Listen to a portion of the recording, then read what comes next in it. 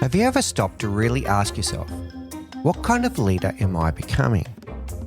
Am I becoming the kind of leader people tolerate? Or the kind of leader people choose to follow? And if someone on my team was asked privately, do you love coming to work? What would they honestly say?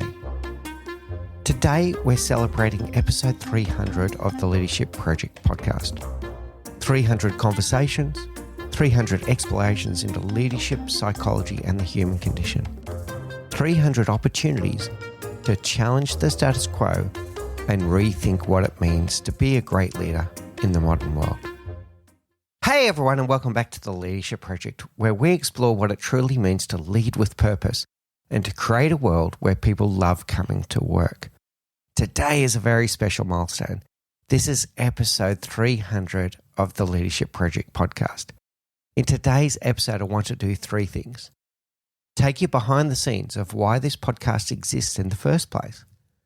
Share some of the biggest patterns and lessons that have emerged across 300 episodes. And invite you into the next chapter of this movement. Because this is not just my journey, it's ours. So as you listen today, I'd love you to keep one question front of mind. If I truly believed my leadership could change someone's life for the better, how would I show up differently tomorrow? Okay, so let's dive in. Let's start with why the Leadership Project exists. I want to start with a confession. When I first started the Leadership Project, I wasn't trying to build a media brand or a content engine. I was wrestling with a simple but heartbreaking statistic. Only a small percentage, something like 1 in 5 people in the world, truly love their job and like their boss. For most people, work is a source of stress, not joy.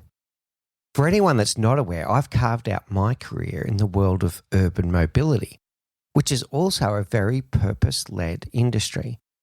In this world, in this part of my life, my vision is to create a world where people can move freely around their cities, without delays, without disruption, and ultimately without stress. My purpose is to de-stress the commute to and from work. But then I had this dawning realization that for many people, the commute wasn't the only stressful part. The stressful part was the time that they spend inside those 4 walls. And I find this a real tragedy. I remember thinking to myself, we're spending up to a third of our lives at work. How is it okay that so many people dread Monday morning? That's where the vision of the Leadership Project came from, to inspire all leaders to challenge the status quo and to empower modern leaders with the knowledge and emotional intelligence to create meaningful impact. To make leaders realize that leadership is a responsibility.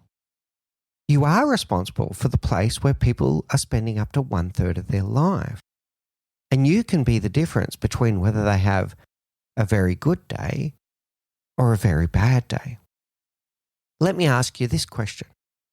When someone goes home from work back to their family and they've had a bad day, what are they talking about? I'll tell you what they're not talking about. They're not talking about some spreadsheet that didn't behave themselves or something to do with their craft. They're talking about the other human beings that they experienced at work. And the number one human being that they experience is their leader. They're going home to their partner and their loved ones and saying, oh, you're not going to believe what that jerk did to me today. So leadership is a responsibility. You are the difference between whether they're having a good day or a very bad day. And you're responsible for the place where they are choosing to invest 1/3 of their life. So I wanted to have some real conversations, sometimes confronting, sometimes emotional, with leaders, authors, psychologists, and thinkers from all walks of life, so we could ask better questions together. What does inspirational leadership actually look like in a modern, digital, hybrid world? How do we help leaders transition from star individual contributors to people who can bring out the best in others? And how do we address the lack of diversity in leadership and build cultures where people feel safe to speak up. When we launched back in 2021, I had no idea we'd reach leaders across the world, be downloaded in more than 100 countries, or become a weekly staple for so many of you. But here we are, 300 episodes later, and I'm still in awe that we keep showing up, ready to learn, ready to reflect, and ready to grow. As for me, I just feel blessed. Every week I get to have this front row seat with experts in their field and ask them any question that I like. And that's the hallmark of the style of the show, is I'm trying to learn. I'm learning from the others, and that's why you'll hear me reflect back to the guest what I'm hearing from them to make sure that I'm getting the right takeaway. And in doing so, I'm hoping that it has that impact for you as well, where you can hear the key takeaways from each of the guests. And guess what? I do my best to go and implement what I heard. And I'm hoping that you are as well. So in each and every lesson, there's at least 1 to 3 actionable takeaways where in my own leadership, I go and experiment and I try that out and I'll see what sticks. I'll see what works. I'll see what doesn't quite work. And I'll work on my leadership every single day. A question I sometimes think about is, have I become a better leader because of the podcast? The answer is absolutely yes. But guess what? I'm not perfect either. Leadership is something that you practice every day, that you get better at every day. There's no such thing as a perfect leader. But what is important is that we show up every day with intention to be the best leader that we can be, and that we keep on working on our craft. One of the frustrating things is that what works for us today might not even work 6 months from now. So we need to keep on evolving and adapting. Another struggling part with leadership is what works for one individual in your team won't work for another individual on your team. So we need to apply adaptive leadership. And the other part is that what works in one situation won't work in another situation. So we need to apply situational leadership and think about how our leadership needs to pivot and adjust depending on the situation that we're faced. Whether we're in business as usual or it's crisis mode or your team is approaching something new that you've never done before, you need to pivot and adjust to the situation. So adaptive leadership is adapting to the individual, and situational leadership is adapting to the situation in front of you. So yes, the leadership project can help you to become a better leader, but it's you that needs to put in the work, and you never finish leadership. You need to keep working on it each and every day. So what have these 300 episodes taught us about leadership? Across the 300 episodes, whether we're talking about emotional intelligence, delegation, creative play, trust, resilience, or inclusion, some clear patterns have emerged. And I want to share with you today some of the big truths that keep showing up again and again. Truth number 1, people don't just want a job, they want meaning. One of the greatest privileges of this podcast is listening to leaders describe the bosses that they'll never forget. And we've had many guests do this. The ones who change the trajectory of their careers. When people talk about those leaders, they almost never say, oh, they hit all of their KPIs. They say things like, they believed in me before I believed in myself. They showed me how my work mattered. They made me feel like a human being, not a resource. The consistent message here is people will do almost any legal, ethical task, even if it's not always fun, if they understand why it matters and who it serves. As leaders, our job is to connect the dots between task and purpose and effort and impact. You've heard me describe on the show before, breaking this down into a macro why and a micro why. The macro why is, why does this team exist? What problems do we solve? Who do we serve? What's the greater impact of why our team or our organization exists, and having that clarity of purpose and vision that makes our work meaningful. A micro why comes down to things like tasks or decisions. What makes this task important? Does it unlock someone else's ability to do their job? What makes this decision important? And why have we made this decision? Once again, people can accept decisions that may be contrary to what they wanted to have happen, as long as they understand the rationale behind why that decision was made. So ask yourself, have I clearly connected every role on my team to a purpose bigger than the job description? Do my people know who benefits from their work? Because when people find meaning, they don't just comply, they care. There's something that I've found for sure in the show is that what people want in the workplace is to feel seen, to feel heard, and to feel valued. And to feel valued, they need to feel that they matter. And the funny thing is, when they feel like they matter, they do things that matter. And when they feel valued, they add value. And that's on you. That's on you as a leader to help someone see why they matter and to do so on a regular basis. To make them feel seen and heard, these are all in the micro moments. Remembering something about a previous conversation, making them feel that you know their name. Sometimes leaders don't even know the names of their people. Remember their name, speak to them with their name, and remember something about them to make them feel seen and heard. And in those micro moments where they come up with ideas in meetings, make sure you take the time to truly listen to them and to thank them for raising their ideas or their concerns. That makes them feel seen and heard as well. So a primary role of any leader is to make someone feel seen, to make someone feel heard, and to make someone feel that they matter. Truth number 2. Emotional intelligence is no longer optional. Again and again, our guests have highlighted the role of emotions in leadership, not as something to suppress, but as data that tells you what's really going on.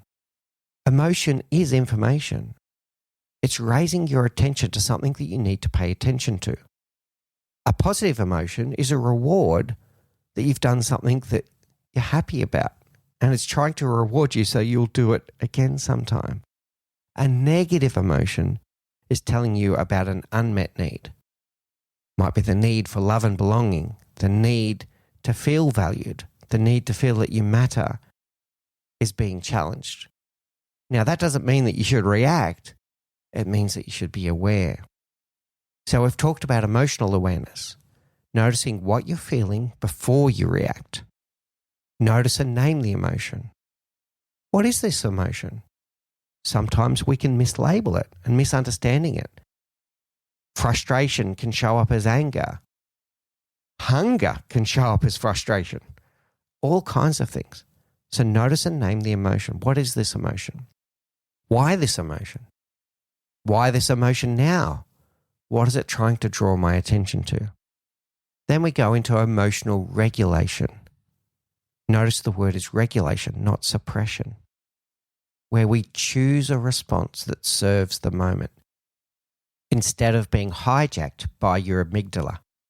So the art here is not to react, it's to respond. When an emotion hits you, take a beat. Take a few deep breaths.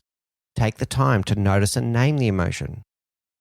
And then choose a response that will serve you and the other person and your team and your business in the best possible way.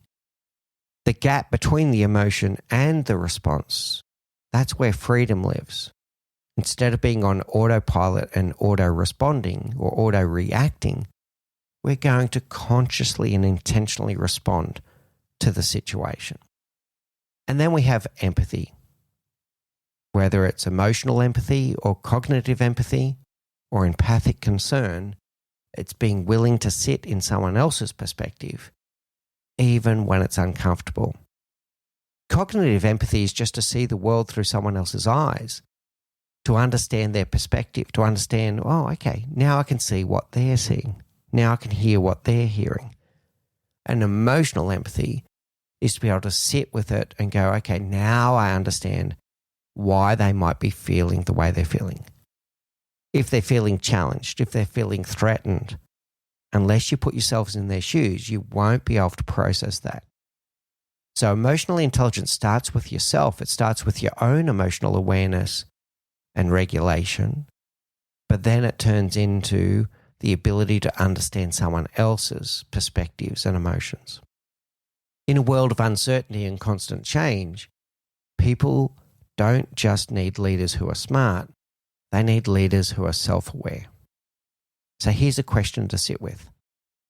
When I walk into a room, what emotional wake do I leave behind? Another way of looking at it is when I walk into a room, what emotional wake do I want to leave behind? Which is where intentionality comes in.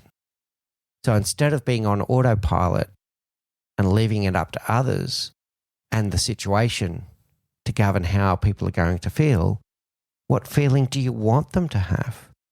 And start behaving in that way. As Maya Angelou famously puts it, people may forget what you said, they may forget what you did, but they'll never forget how you made them feel. And this is true of all great leaders. Sit and think about this for a moment. Think of all of the great leaders that you've had. Well, in fact, all leaders, the good, the bad, the ugly. I can tell you, the great leaders made you feel something, and they made you feel something good about yourself. They made you feel good about the work that you do. And the less than great leaders, they probably made you feel 2 inches tall. Think about that with you as a leader. What kind of leader do you want to be? Do you want to be a leader who empowers and trusts and makes people feel important and valued? Or do you want to be a leader who belittles people and makes them feel 2 inches tall? One thing for sure, great leaders in my career is they all had this calmness about them, even in a crisis. They're the kind of person that sits in a room and that people might be debating a hot topic for 45 minutes or even 3 hours, and people are getting agitated, excited about the topic. And the great leader was the one that sat there and listened to all of the perspectives, stayed calm, and was able to cut through and to be able to decipher all of those opinions that were in the room to work out what the best course of action would be. So, for your own leadership, when you come into the room, do people feel calmer or do they feel more anxious? Do people feel more seen or do they feel more invisible? And how you show up emotionally is part of your leadership legacy. What do people say about what it feels like to experience you as a leader? This is at the heart of emotional intelligence. Truth number 3. The way you handle failure shapes your culture. We've dedicated whole episodes to our relationship with failure, and a pattern has emerged. High-performing healthy cultures don't avoid failure, they learn from it. Guests have shared stories about projects that didn't land, strategies that looked brilliant on paper but fell apart in reality, and personal missteps where ego got in the way. The difference between a toxic culture and a learning culture is not whether things go wrong, because they always will. The difference is what leaders do next. Do you look for the person to blame or the system to improve? Do you shut people down or do you invite them in to reflect and grow? A powerful question you can ask after something goes wrong is this: what did we learn? What did we learn about ourselves, our assumptions, our approach? That we wouldn't have learned any other way. So turn it into something powerful. Let failure be your teacher. All of this is at the heart of self-reflection, which can be done individually or collectively. For those that have listened to the show for a while, you would know that for the past, it's going on 12 years now, I ask myself the same 5 questions every single day. What went well today? What didn't go well? What would I do differently next time? And what did I learn about myself? And what did I learn about others? By paying attention to these things, we become a better leader every single day. We learn from our mistakes. We learn from our failures. There's no such thing as a perfect leader, but a great leader leans into this and becomes better every day. Another connected lesson here is that great leaders don't avoid feedback. This is a common mistake I see in so many people's leadership. And I've got to say, I'm guilty of this myself. This is one of my biggest weaknesses as a leader that I am working on, and that is the avoidance of feedback. Great leaders do not avoid those crucial conversations, those uncomfortable conversations. We lean into it. People can't fix what they don't know about. So feedback is a gift. People are not mind readers. If something is not going to plan, you need to be able to tell them about it. This is also how you treat failure or even behaviors. So if you're the kind of leader who is avoiding giving feedback because it's uncomfortable, you're doing your team a big disservice. They need to know. They cannot fix what they don't know about. So you need to lean into these conversations. The first thing is to remember that feedback is a gift and that you're doing them a big disservice by not telling them. In fact, you're robbing them from their own learning and growth if you're not leaning in and telling them about the things that they need to work on. Once you've gotten over that mental hurdle, use a framework like SBIA.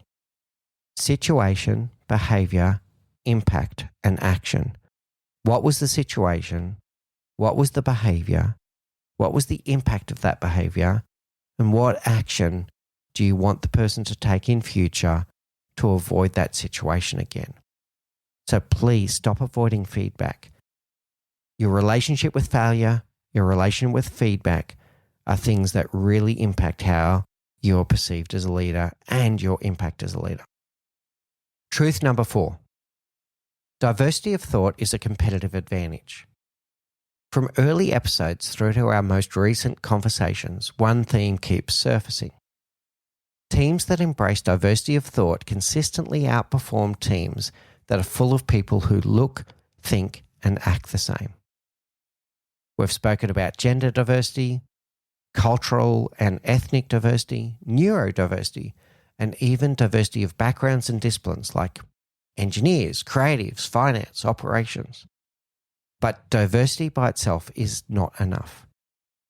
You can have a beautifully diverse team on paper and still have a culture of silence if people don't feel safe to speak up. So the real work of leadership is not just to get different people in the room, but to create the psychological safety where every voice can be heard. To reward healthy debate instead of quiet agreement, and to notice whose voices are missing and invite them in. Diversity without inclusion is not impactful. One of my favorite simple challenges to leaders is this: in your next meeting, pay attention to your attention. Who gets your eye contact? Who gets interrupted? Whose ideas are explored and whose are ignored? Your habits in those micro moments tell your team exactly what and who you value. So if you want to co-create something amazing, this is where you need to have inclusion and diversity of thought in the room.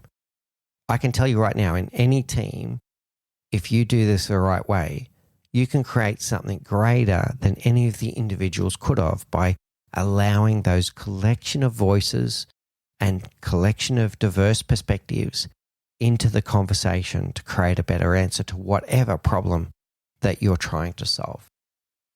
Which leads us beautifully to truth number 5.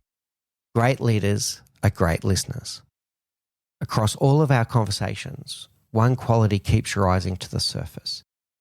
The leaders we admire most are the ones who truly listen. Not the kind of listening where you're just waiting for your turn to talk, but the kind of listening where someone walks away feeling that they feel seen, heard, and that they matter. We've explored the power of asking better questions, being fully present in conversations, reflecting back what you've heard, not to prove you're smart, to prove you care. If there's one thing that I've been truly humbled by in listener feedback, it's when people say, Mick, you really listen to your guest. For me, that's not an accident. It's an intentional choice because I believe listening is one of the greatest gifts a leader can give. We've spoken a lot on the show about the art of deep listening, and deep listening is the ability to go beyond to just listening to things that confirm what we already believe, to be able to listen truly with an open mind, truly with an open heart, and truly with an open will to imagine a new reality. You're not listening to confirm, you're listening to understand the other person's perspective, which is where asking better questions comes in.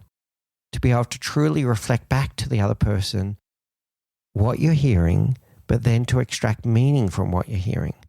Asking better questions like, oh, tell me more. Or what makes that impactful for you? Or when you say this topic, what do you mean by this? Like, to ask without judgment better questions to help the other person explain what's on their mind.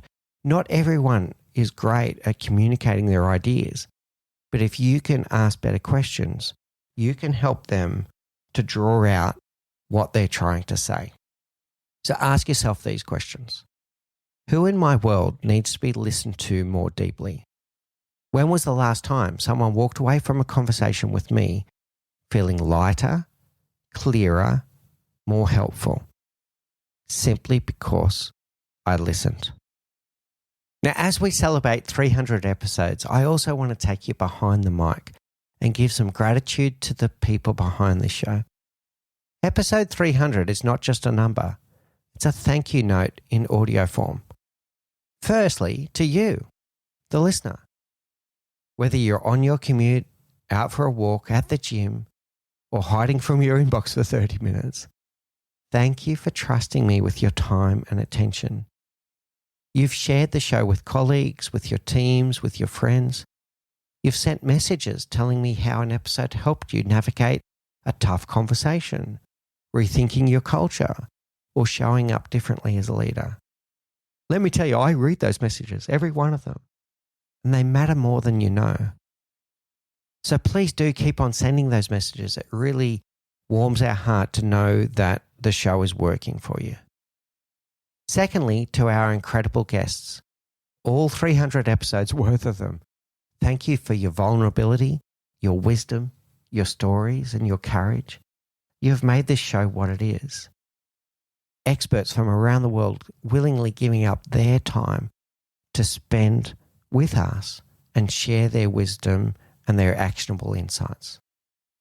And thirdly, to the people behind the scenes. We've had a great team over these past years. We've had Rika Vadanes, we've had Faris Sadek, we've had Joanne Goes On. But two people in particular have stayed with me for the entire journey. To Gerald Calabo, who works tirelessly on the editing and production so these episodes sound the way that they do. Gerald has put so many hours of editing. I get to do the fun part. I get to have these wonderful conversations with the guests. Gerald puts in hours into the editing of the show so that you can enjoy the end product. And finally, but certainly not least, to my amazing wife, Say, who does so much of the heavy lifting in the background. She keeps this whole thing moving, and she keeps me grounded when I need to be grounded. Say does all of the booking of the guests. She manages all of the social media and the promotion of the show. She works tirelessly on this. And not to mention the sacrifice that, imagine that your husband gets up at 4:30 in the morning to do these interviews with people from around the world, and she gives me the space to do so. She's the most supportive and loving person on the planet. And every day I thank my stars that she came into my life. Thank you so much, Say. There's no way that I could do this without you. This is not a solo act. This is a team effort, and I'm deeply grateful for you every day. So what's next? As we look beyond episode 300, I see 3 big directions for the Leadership Project. Number 1, we're going to dive deeper into psychology and leadership. We've already started the journey of looking at leadership through the lens of psychology. How people think, how they feel, how they decide, how they behave, and understanding human behavior is a great way to become a better leader. We'll keep diving into topics like mindset, motivation, bias, resilience, and identity. Not just as theory, but as practical tools you can use as a leader. We'll have more real-world leadership Q&A. I want to bring more of your real challenges into the show, the situations you're facing with your teams, your boards, your stakeholders, your cultures, and we'll explore them together with a coaching lens, so you don't just get abstract ideas, you get applied leadership. And finally, community and conversation. I don't want this just to be a podcast you listen to. I want it to be a community you belong to. That means more ways for you to interact, sharing your questions, your stories, your experiments in leadership, and learning from each other along the way. So my commitment is this: to keep asking better questions, to keep bringing you inspiring voices, and to keep challenging the status quo. So together, we can create a world where people love coming to work. As we close episode 300, I want to bring it back to you. Take a breath and sit with these questions for a moment. What kind of leader am I becoming? How do people feel after interacting with me? Valued or dismissed? Energized or drained?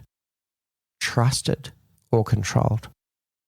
If my team's experience of work was my legacy, would I be proud of it? Over the next week, I'd love you to reflect on these prompts. What is one story from my own life that I could share with my team to help me understand why our work matters? Where do I need to listen more and talk less? What's one small action I can take this week to make someone feel on my team that they're seen, heard, and valued? And how can I show someone empowerment and trust? Because at the end of the day, leadership is not about your title, your office, or your LinkedIn profile. Leadership is about the human experience you create for the people around you. If this podcast has helped you in any way, if a guest's insight shifted your thinking, if a story helped you through a hard day, if a reflection question changed how you lead, I have 2 simple requests. Share this episode or your favorite episode with someone who's ready to grow as a leader. And make sure you're subscribed so you don't miss what's coming next. The next 100 episodes and the next evolution of this journey. So from the bottom of my heart, thank you for being part of the Leadership Project. Thank you for your courage to lead.